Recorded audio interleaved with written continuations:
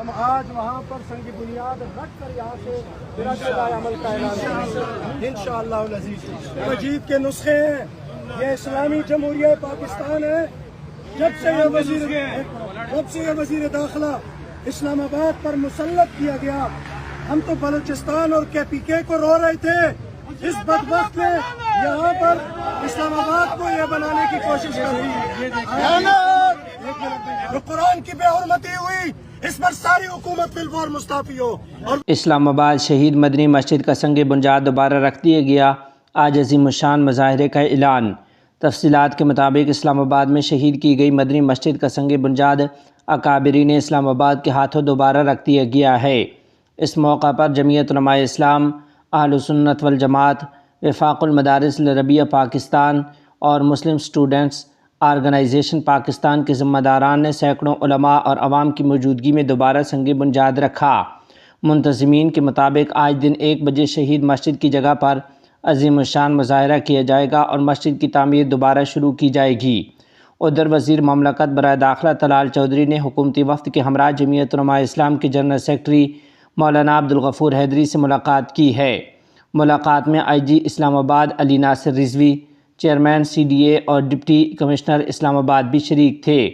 ذرائع کے مطابق ملاقات میں حکومتی وفد نے مسجد گرائے جانے سے متعلق اپنا موقف جمعیت علماء اسلام کی قیادت کے سامنے پیش کیا، جبکہ مولانا عبدالغفور حیدری نے اس اقدام پر شدید تشویش کا اظہار کیا ہے۔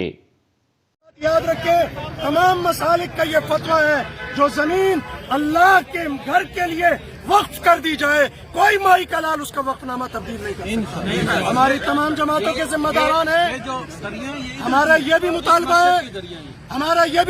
ہے، ہم ایف آئی آر لانچ کرنے جا رہے ہیں قرآن کی بے حرمتی پر۔ میں جمعیت علماء اسلام کا ذمہ دار، میرے ساتھ اہل سنت کے ذمہ دار، میرے ساتھ وفاق المدارس کے ذمہ دار، میرے ساتھ یہ مسلمانان پاکستان، یہ تمام کے تمام یہاں موجود ہیں، اور ہم پاکستان علماء کونسل کے ذمہ دار، مولانا تنویر عالم صاحب، تمام ڈاکٹر ضیاء الرحمان، ہم تمام ذمہ دار اب اس کے بعد ایف آئی آر لانچ کریں گے 295 سی کی، 295 بی بھی، 295 اے بھی اور 295 سی بی بھی ہم لانچ کرنے جا رہے ہیں۔ ہمارا جو اس کو ایف آئی آر کو درج نہیں کرے گا، ہم سمجھیں گے وہ اسلام کا دشمن، پاکستان کا دشمن، پاکستان اور وفاقی دارالحکومت اسلام آباد کے امن اور استحکام کا دشمن ہے۔ قرآن کریم کے نسخوں کے ساتھ درندوں، ہم تو غزہ کو رو رہے ہیں، تم نے قرآن کریم کے نسخے اس طرح بے دردی سے شہید کیے اور ان کو زمین کے گڑھے میں دفنایا، تمہاری لاشیں کیڑے کھائیں گے انشاءاللہ۔ پرامن پاکستانی ہے، پرامن مطالبہ ہے، ہم نماز کے بعد یہاں سنگ بنیاد رکھیں گے انشاءاللہ۔ مسجد کو کوئی مائی کا لال بھی ہم سے نہیں روک سکتا۔ لبیک لبیک لبیک لبیک لبیک لبیک۔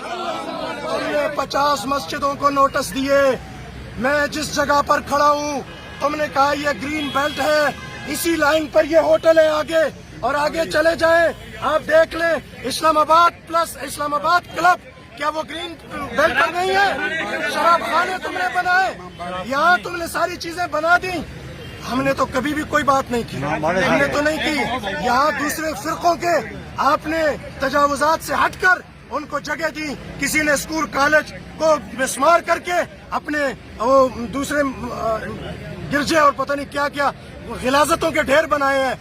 وزیر داخلہ صاحب، بہت ہو گئی، ہمارے صبر کا امتحان آپ نے بہت لے لیا، ہم نے آج تک اپنے بڑوں کی حکم پر صبر کا دامن ہاتھ سے نہیں جانے دیا، تم روزانہ اسی طرح کی حرکتیں کرتے ہو، اب مزید انشاءاللہ یہ برداشت نہیں ہوگی۔ یہ تمام علماء، تمام جماعتوں کے ذمہ داران آج یہاں موجود ہیں، انشاءاللہ آج ہم سنگ بنیاد رکھیں گے اور 14 اگست کو انشاءاللہ ہم اس سرزمین، اسی جگہ پر نئی مسجد، مدنی جامع مسجد کی تعمیر کا اعلان کریں گے انشاءاللہ۔